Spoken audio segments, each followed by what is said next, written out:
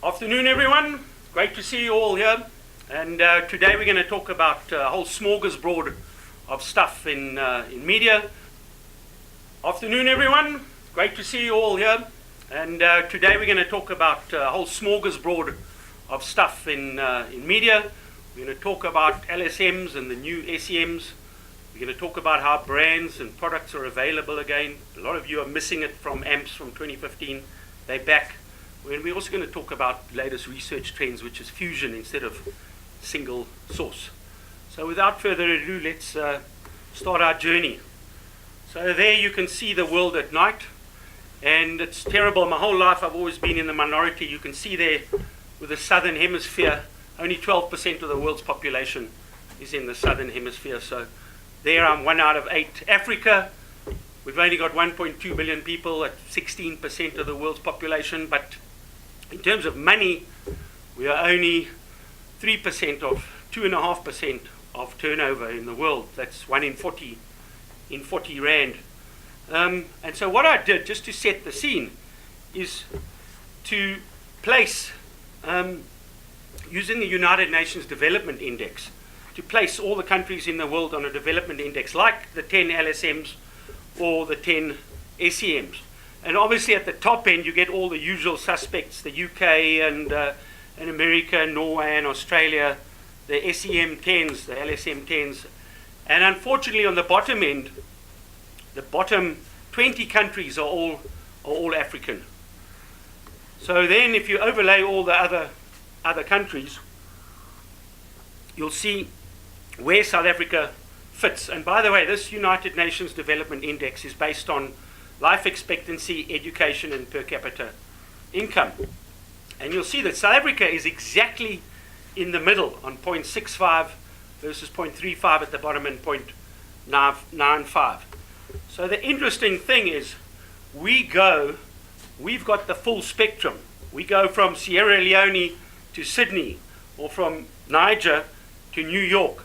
So on average, we're average. But as you know, there is no one who's average. The average person would have one breast and one ball. Okay, so if you ever meet an alien who's not one of your in-laws, and they've only got 1 day to visit planet Earth, tell them to come to South Africa. Okay, we're the most inequitable society on Earth. We've got the highest Gini coefficient in the world, and we've also got the highest Palmer ratio. Now the Palmer ratio is actually better than the Gini coefficient, because what the demographers saw is they saw that 50% of the population are the same throughout the world. But what they do, what this Palmer ratio does, is it takes the top 10% of the population and it compares their income to the bottom 40%.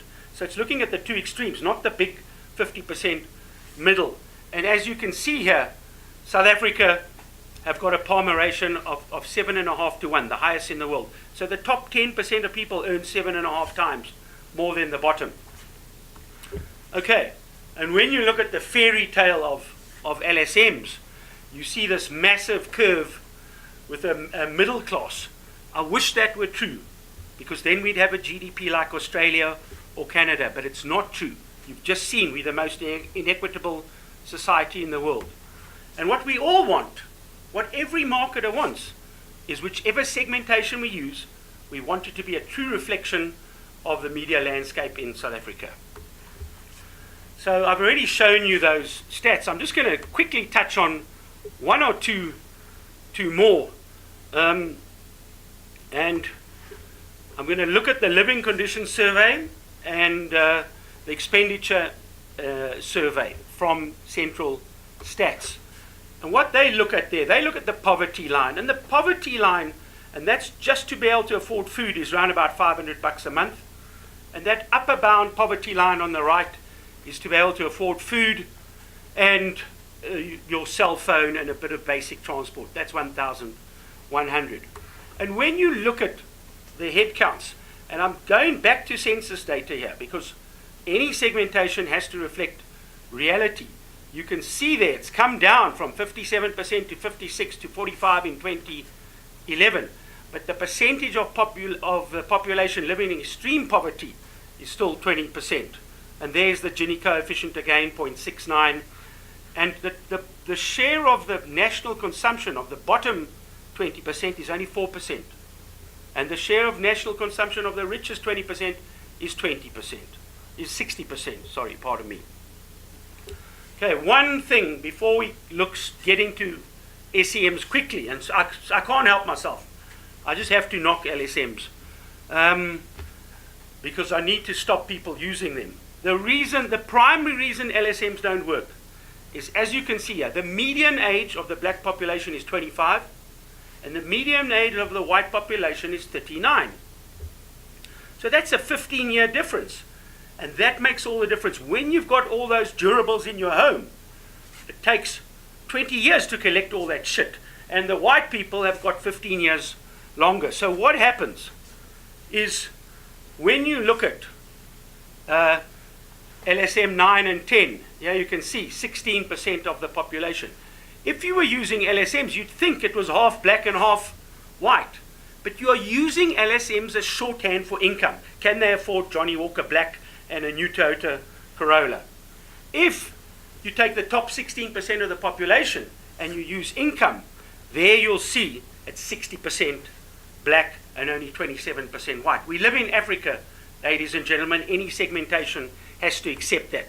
So take your heads out the sand and look for new segmentations. And by the way, it's unfair on ostriches. They don't put their heads in the sand. They'd suffocate. They're not doof. All they do is they check on the baby's eggs once in a while.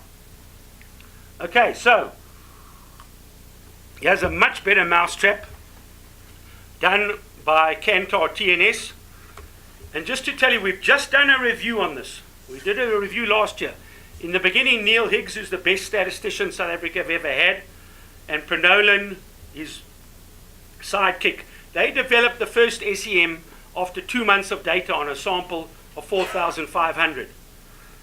Now, in June 2018, we've now got 12 months of data, so we can revisit that segmentation based on a full 25,000 sample.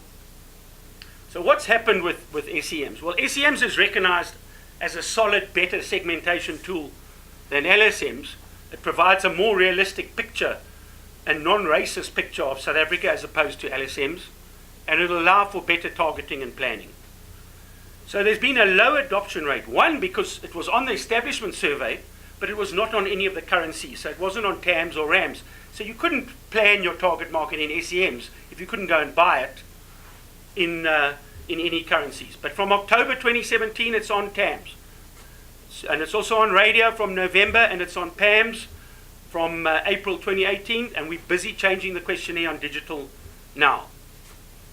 Okay, and the major ad spend brands are available in PAM, so you can look at your profiles, and it's difficult to change after 30 years of something.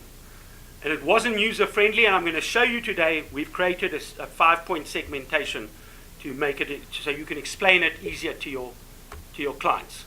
So originally, and I'm going to go quickly through the technical part, but we looked at 131 variables, we brought that down, and we looked at a segmentation. These were the original 131 points, and you put them on a map. I'm going to go through this in more detail just now, and you start teasing out variables to see what pulls on the top and the bottom end of the market. And what came out were these 14 variables. So it's a lot easier to administer than LSMs were with 29 variables, because there's only 14. And we want to see how people live, not what they have. So with LSMs, if you've got an Mnet decoder or a television, you change the LSMs. The SEMs have been designed. You can't change your roof material or the number of sleeping rooms. There's only 4 durables in SEMs. So they don't change the whole time. Without going through all the stats, you don't have to understand the stats. You just have to look at the biggest numbers. So the final 7 were 78% of the variance, an inertia of 19. That's our yardstick. That's what we have to try and beat when we updated this. Don't worry about what the stats mean. Just worry about the numbers. Okay, so now we reviewed it after a year's data, and we looked at those original 14 variables. The statisticians tried to beat it by constructing it from scratch. We looked at some variances with type of shelter, and we did an optimum SEM going forward. So you have to keep this current. That was another problem with LSMs. They hadn't changed since 2011. With any segmentation, it has to be a living tool. Running the correspondence analysis on those 14 variables, you still had 78 and 19. And running them now on the bigger sample, it was pretty much the same, 77 and 18. So it was fine. So the conclusion is the original SEM is robust, stable, and effective in measuring the socioeconomic continuum. Okay, so we also got the statisticians to try and beat the original one and start from scratch with all the variables. They did that, and all they could get up to was 75 and 15. So you don't beat that 78 and 19. So they couldn't beat it. So the conclusion, and I haven't shown you, looking at, we try to add on household type and a whole lot of other variables. We couldn't beat it starting from scratch. We also couldn't beat it looking at type of shelter. We wanted to add a dishwashing machine. We looked at chopping and changing. And what we finally decided on is to combine a freestanding deep freeze, because there's a whole top end of the market who buy those side-by-sides, as you can see in the picture. So we were missing, if you only have a freestanding deep freeze, you miss the top end of the market. And so we've changed it from a freestanding deep freeze to combined with a fridge freezer side-by-side. And that's pretty much the same. There you can see 77 and 19. Okay, so this is an example of the SEM scorecard, and this is not the actual scorecard. You have to sign a contract. If you're an advertiser, you don't pay anything, but you have to sign a contract, and then you can get the actual scorecard. This is just indicative of the scorecard, but all these items add up to 100. So it's a percentage that we all know. It's much simpler than the LSMs were with 0.3758. And you either get a score of 6 if you're near a post office, or 0. And all those items, you can see it going down. And if you've got a finished floor, you get 7, and a cement concrete raw floor 3, and a none 1, etc. And they all add up to 100. What's interesting is the hard part about a continuum is to get it spread out over the whole of South Africa. If not, you get a big lump in the middle, like LSMs. And the hard part is to tease it out at the bottom. That's why you have a police station and a post office, because there's 2,300 post offices and only 1,800 police stations. You're trying to split up SEM 1 and 2. And at the top, you have a whole lot of high items. So you can see the 8s and the 9s, and there's noughts on either side to tease out the continuum or the segmentation. And when we combined it with a deep freezer, we got the same variance, about 78% variance, and the inertia of the map was 19. So we've kept it the same as it was. And going forward, we're going to include the side-by-sides. That's the only change we made, and some very small changes to the scoring system. Okay, and I'm not going to go into detail now, but you can see how it's spread, the original one and the new one with the deep freeze fridge. You've still got that spread at the top and the bottom across the continuum. Okay, one of the things to adoption was segments for improved usability. Now I'm going to blind you with science here. What we did is we set the statisticians free, and we said, look at two-step clustering, factor analysis, latent class. Have you ever heard these terminologies since varsity? In any case, they tried everything to try and look for segments in the SEM continuum. And actually, none of those statistical techniques works, which is proof that it's a very good continuum. So therefore, we had to look at judgmental profiles. And we looked at all these items, and we looked for where there were breaks. So looking at the top there, look at kitchen sink. You can see it goes from 23 to 44. And from 16 flush toilet inside to 38. And we look for natural breaks in the data. We also had to the 10-point segmentation was too crude. We needed a 20-point segmentation.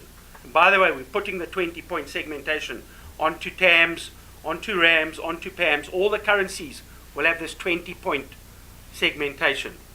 But just looking at those natural breaks, what we came up with was a 3-group solution and a 5-group solution. I particularly like the 5-group solution, and I'm going to show you some profiles of the 5-group solution that should make it easier for you to sell to your clients. So how does the population split up? Well, if you take the SEM score of 0 to 30, you get 41% of the population, 31 to 65, 33, and 66 to 100, you get 26.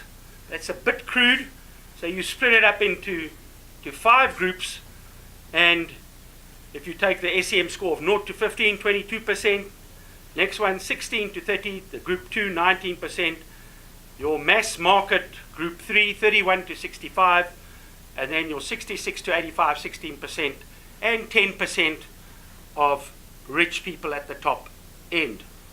Okay, and there's the slide you're all used to, the income, and you can see super group 1, 3,900 Rand a month, 5, all the way through to super group 5, 35,000 Rand a month household income.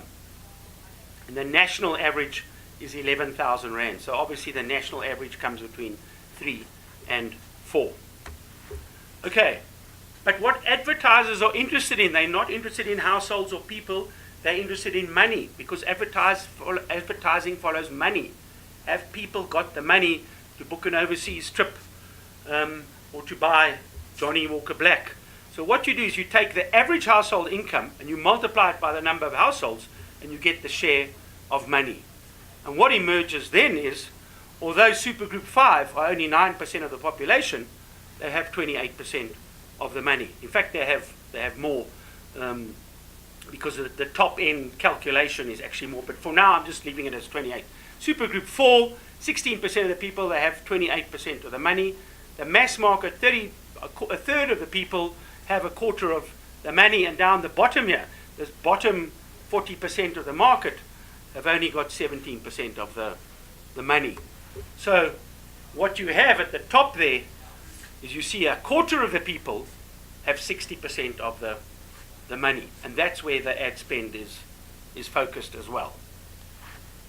Okay, if you look at source of income, it's very interesting, because salaries and wages are less than half down at the bottom end here, and they are 66% at the top. The one thing I particularly want to point out is those grants.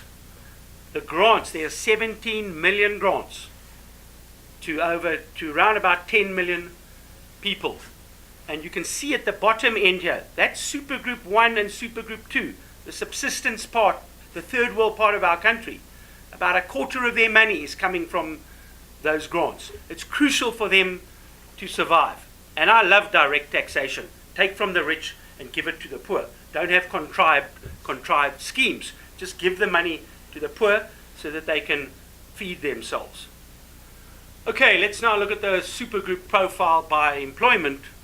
And as you can see, at the bottom end of the market, there are more people who are unemployed than employed, about 60% at the bottom. And at the top end, at Supergroup 5, 65% working. So a lot of your ad spend at the bottom end of the market would be against people who couldn't really afford your products. Okay, let's look at the average age. And remember, all our media surveys are only 15 plus adults. So the national average there is 36. And you can see the bottom end groups are 33, going up to 35, 39, 43. Supergroup 5 is 43. So there is a difference of 10 years between the top and the bottom. Okay, by community size, you're used to this picture. Only 15% of the bottom end of the market are metro, and it goes up to 73% metro at the top end. And obviously when you add urban, almost 100% of the top end are urbanized, and 70% of the bottom end are are rural. That's pretty similar. Okay. The supergroup profile by ethnicity. The bottom end is 98% black, and the supergroup 5 is 60% white. I'm not so interested in the color of your skin as the color of your money. And what is interesting, when I looked at language, something interesting has emerged. Because, as you know, with the white population, it used to be 60% Afrikaans and 40% English. What's emerging now? And the establishment survey speaks about language spoken most often. We also do language spoken at home most often. The figures don't change a lot. What's emerged for the first time in media research in South Africa is English is bigger than Afrikaans at the top end of the market there. And it's very interesting because when you look at it, only 2% of black families claim to speak English more often than the vernacular languages. But at the top end, at the supergroup 5, it's 16%. So 1 in 6 families is now speaking English. And I see that as a movement that's going to grow and grow. Even on the next group, English is the same. Although it's the 4th biggest language in total, it's the biggest language in those top two groups. Okay, education.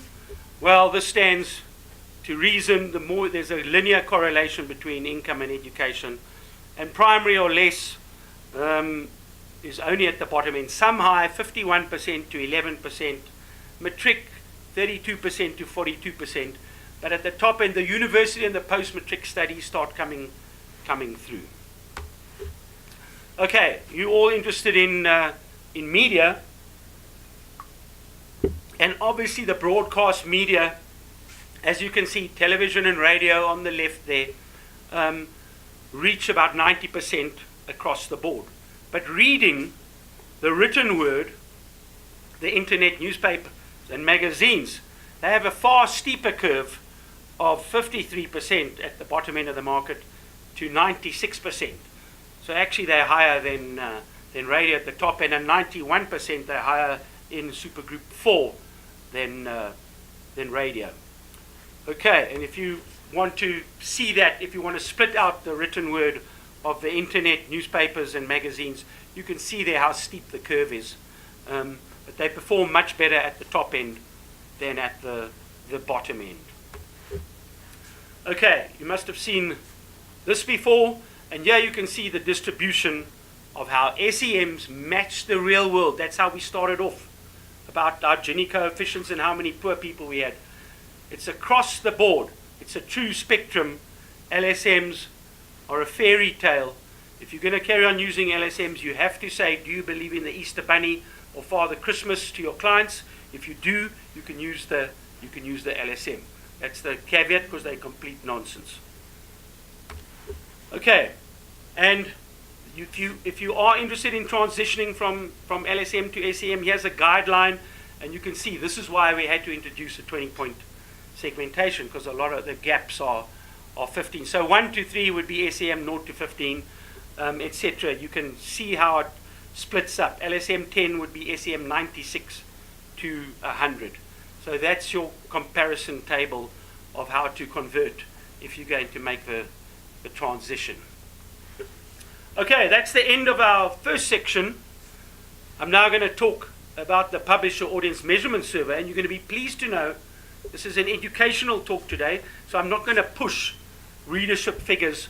I'm not pushing any readership figures. I'm talking about the benefits to you of having brands, because Pam has got brands, and how you can use the brands to profile SEMs.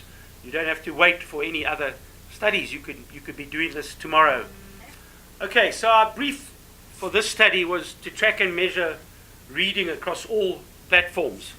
AMPS only looked at paper.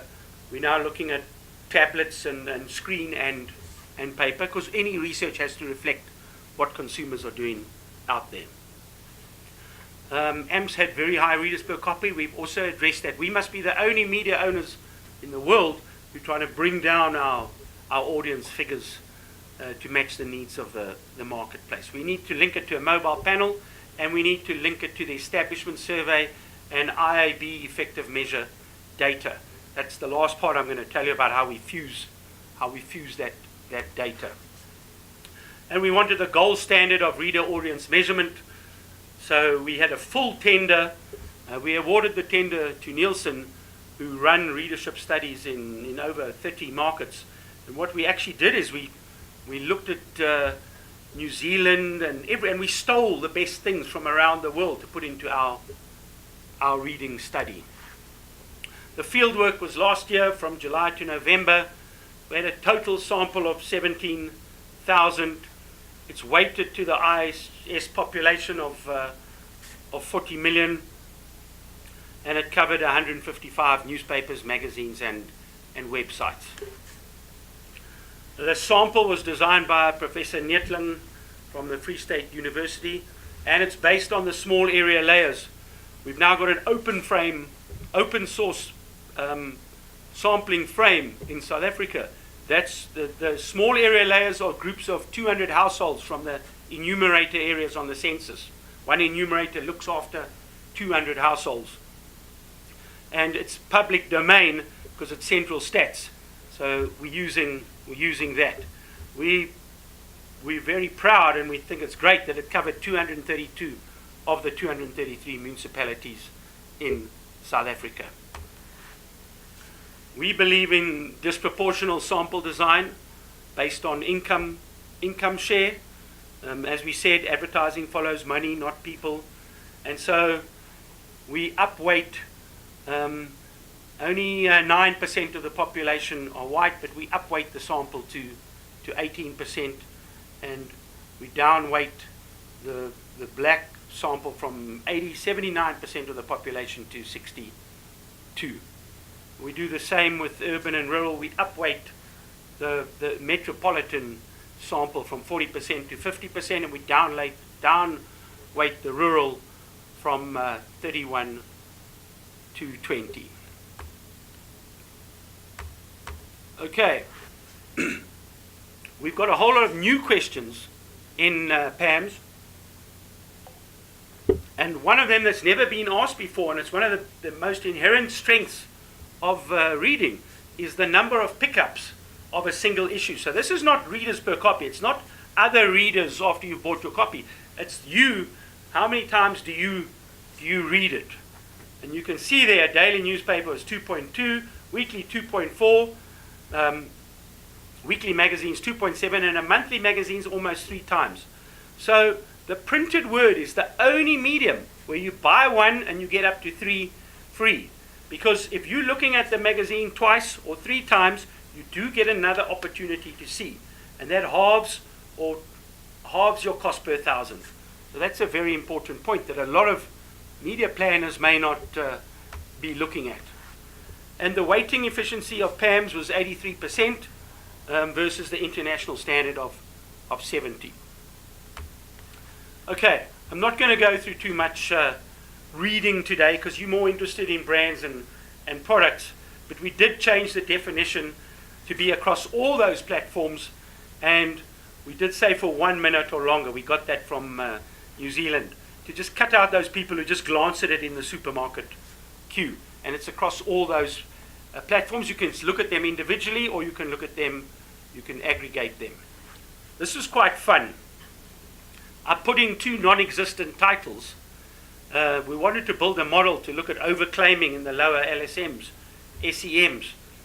So we had 2 non-existent titles, and this just shows that the SEPO, only 6 out of 17,000 people said they'd read it, so it's 0%. And the world, there was 56. It's 0.1%, and we think that's just respondent confusion of saying world news online. But it just puts into perspective that we think this validates our entire research. And the average issue readership is based on the paper plus the online. And there is no average issue in online. They are living documents. They change every 3 hours based on the breaking story. So we've just got past 7 days or past 4 weeks. And you can combine that with the paper depending on the length of your campaign, if it's a week campaign or a month campaign. Okay, an interesting new question we asked in PAMS was the multiple pickups. Because if you pick up, and this is pickups by the same reader, it's not pass-along readership, that's readers per copy. It's a single reader looking at it once, 2 or 3 times, 4 or 5 times, or 6 or more times. Because as you pick up a publication, you've got a chance of seeing the ad again. So you get 2 or 3 opportunities to see your ad, but you only pay for one. And what happens there? Well, it's as you'd expect. Daily newspapers, which have got a shorter lifespan than a monthly magazine, have an average of 2.2 pickups, and that goes up to almost 3, 2.9 for monthly magazines.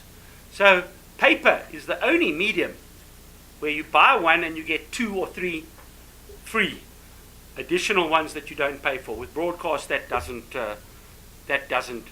happen. Okay, in terms of the sample, the weighting efficiency was 83% versus the international standard of 70, so we're very pleased with that. In terms of readership definitions, and I'm not going to go into too much readership, but just to say that here we're measuring paper and digital platforms because we have to monitor, we have to reflect, our research has to reflect what's happening in the marketplace. And we also use for 1 minute or longer to take out people who are just glancing at it in supermarket queues. This was great fun. We put in 2 non-existent titles. We were thinking of using this to model overclaimed readership in the lower SEMs. But what emerged was, and this really validates our entire research, that a non-existent magazine like Chepo only gets 6 respondents out of 17,000 who claim it, so it doesn't even get on the radar. And The World, which is well, it was actually banned in 1974. We thought some older people may remember it, but 56 respondents, it's still less than 1/10 of 1%, and we think that's respondent confusion between reading world news online, because all those people were online. But that really validates this research. Here, in terms of the average issue reader that we used to in the paper world, we measure that. But with online, there is no average issue. The online websites and news sites are living sites. They change every 3 hours to mirror the breaking stories. So what we offer there is you can combine the paper with the past 7 days if you've got shorter campaigns, or you can combine it with the past 4-week audience to get a multi-platform audience. Okay, PAMS is not comparable to AMPS when you look at the figures. You'll be pleased to know I'm not going to take you through a whole lot of readership figures, but just to say it's not the same. PAMS had a flooded sample. In other words, we interviewed everyone in the household. We looked at multi-platform reading. It was based on a tablet, not a double-screen CAPI. We used the conventional recency method. AMPS used what was called FRIPPY, the first reading within issue period. So you can't compare readership between the two. And the sample made the biggest difference, as well as the methodology. Okay, and we look at the overlap between reading. It's still overwhelmingly 86% paper, 11% paper online, and only 3% online only. Okay, what's exciting and what you haven't had for 2 years is retail and brands. And we asked motor vehicles, and there you can see around about 33%. And there the beloved brands are back, and Toyota and VW, and you can now profile by SEM, by anything else, you can get your profile on this. Okay, banks.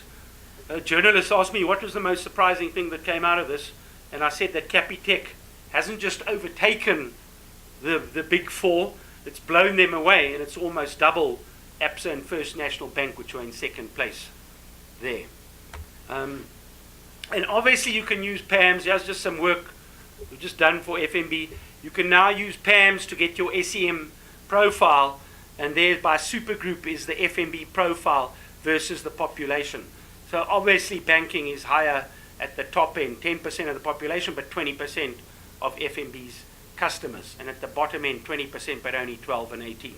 But big brands, Unlike LSMs where the bottom end it disappears, you can now look at your brand portfolio. And what the banks do is they actually put their products, they overlay their products across that spectrum. So you can do products by those supergroups. Okay, to finish off with, we're going to talk about fusion, which is used throughout the world. We're really behind on this, but the future is fusion, and the future is now. We are busy fusing data at the moment, and by next month, we hope to have the first fused data in the South African marketplace. And what we are fusing is we're fusing the Nielsen home panel. The retailers and the manufacturers know about that. The ad agencies and the media don't know about it. I'm going to tell you more about that. That's got 4,000 samples, panelists, and it's been going on for 20 years. PAMS, well, you've just seen PAMS. It's got it's about 17,000 sample on a 40 million adult population. And the IAB data, which used to be called effective measure, now called narrative. That's about devices, not people, and browsers. And that's got 45 million unique browsers with 1.2 billion page views. And all this data will be available in August. Okay, a lot of people hanker over the good old days, but actually they were the bad old days. Everywhere in the world people are fusing, and single source is dead, ladies and gentlemen. The world is becoming more complex. Media is fragmenting. Brands are everything. Audiences are fragmenting. So in order to get down to that granular level, you'd need really long questionnaires. And unfortunately, we've all got less time in the connected metropolitan world. I mean, I'm spending 40 minutes reading WhatsApp nonsense over and above the 2 hours I spend on emails. And then I come back after a tough day in the office and somebody wants to interview me for an hour. Not on your life. So consumers have got less time. You need more questions to understand the complexity. So then you start getting fewer responses per question, especially with self-completion online, and you get poorer quality of responses. So single source does not do the trick. However, media fusion, it's not some newfangled thing. It's the best way. It's the preferred solution, because you've got all that data sitting on effective measure. Why would you redo it on an interview? Just put the unique browsers together with the people on PAMS. And you do the same thing for the television that's got the actual data. You can do it for anyone. Not that we're going to do television, that's the BRC. But you can put any media types together, and you can get cross-platform analytics. And I'm just going to show you what we're going to do with brands and the IAB data for now. So what is data fusion? All it is, it's statistical modeling and taking 3 sets of data and putting them together. So the first data set in the middle there will be PAMS, the print, title, and reading by platform. The second data set will be 5,000 bar-coded brands and products from the Nielsen panel. And the third data set will be that effective measure, now narrative data, of site impacts and duration. And from that, you get one data set that can show you print, title, and site by 5,000 fast-moving consumer goods brands. That's what it is. And in all surveys, we put linking variables on all the surveys. So, and on PAMS, that's why we put where do you shop. So we know where you shop at Pick n Pay, etc. We know what you buy, because the behavioral links are far stronger than the demographic links. And when we do the statistical weights, we see that the behavioral links are more important in that importance weighting. We then fuse them to fuse the two data sets. And then we check, is it predicting the use of Clairol or FMB? Is the fusion working properly? And we tweak it and we calibrate it. Those are the 4 steps in a nutshell that the statisticians do. Now, in the beginning, we were told that you need an establishment survey, a hub and a donor, and all the currencies fit in with that. What subsequently we've seen is that it's more like a linked chain than a hub and donor. You can link any survey to any other survey. And in fact, PAMS can become the center. So we're going to link PAMS to HomeScan, and we're going to link PAMS to the IAB, and you could then link any of your brands to these surveys. Okay, so that's the new vision. But what we're doing now is we're linking to the home panel. And by the way, the home panel is a global Nielsen product used by manufacturers in conjunction with the retail audit, which is where they get their market share from. So it's not new. The media industry don't know about it. It's been going for 20 years. So I'm going to tell you a little bit about it. It's a sample of 4,000 households. It's representative of the universe, and it's actual recorded purchases. It's not claimed behavior as in the old days. And it's ongoing. It's got LSMs, it's got household size, it's got region, it's got race. And you now, by fusing, you'll be able to get it by SEM, because SEMs are on PAMS, and you fuse the two, you'll now get these brands by SEMs.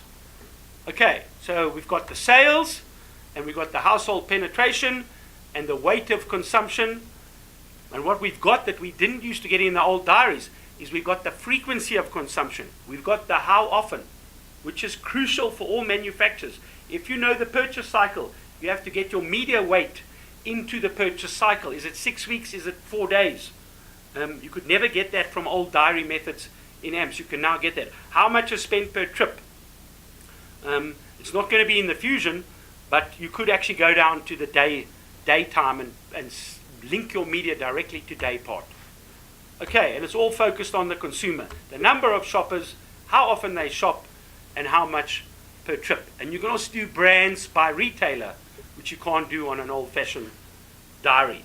And you can see where to attract new buyers, generate repeat sales, or drive feet in store. You can use it far more strategically than conventional data. Okay, so obviously you can do light, medium, and heavy, and you can relate your ad spend back to purchase volume, not people. And you can see the brand repertoire. You can see everything you need to go see, and you can also see where they shop. The methodology is very detailed. Remember, with the old diary, it was just a leave behind, and a week later the interviewer comes back and you quickly run because you know the interview is coming back. You just try to remember and you fill it in. It's not real. With this, when you come back from the shop, you've got all the barcodes there. You have to match your barcodes and stick it on, and keep the till slip, keep your receipt from Checkers, and also keep your packaging in a special bin provided by Nielsen. The top end scan, the bottom end just keep it in a bin. And the auditors come around and they check the diary and scan all the items that have been listed. They check it against the till slips. So it's not claimed, it's actual. If the baked beans aren't on the till slip, you can't claim it. And they do the pantry audit. There's the guy in that top corner doing the pantry audit, and they go through the dustbin and they cross out the barcodes that were bought, and they use their scanner to do that. So it's real purchases by store. So just in summary, then there is some branded data coming out at the end of the year using an old-fashioned diary. This panel is barcoded and audited. The other one is based on claimed recall. It's ongoing, it's constant, it's by week, by month, by season. A diary is just a 1 week snapshot once a year. So you can look at by day part, you can look at soup in winter, you can look at ice cream in summer, you can see the patterns because it's ongoing. And in future we may fuse every 3 months. It includes the purchase cycle, I discussed that, and the brand repertoires. It includes brand by retailer, and maybe you could see that you buy Albany bread at at the Spaza shop, and you do your bigger shops at another retailer. You can look at where your brands are. You can't do that on a diary. And it'll be available free next month, and the diary of the MRF will only be available next year, and the diary of the BRC will be available at the end of the year. And so yeah, The MRF are spending a fortune recreating a diary in their own panel, and we're saying that's crazy. Let's just use our own. Let's use existing data that manufacturers have been using for years. So we're very excited about the future. We're happy that we're the first people to fuse, and we hope that all of you enjoy using this new data. You've got better tools. You've got the SEM, and you've got 5,000 brands, not 2,000 brands that are real purchasers, and you've got your individual digital stuff. So we're really looking forward to next month. And thank you for your time. Thanks a lot.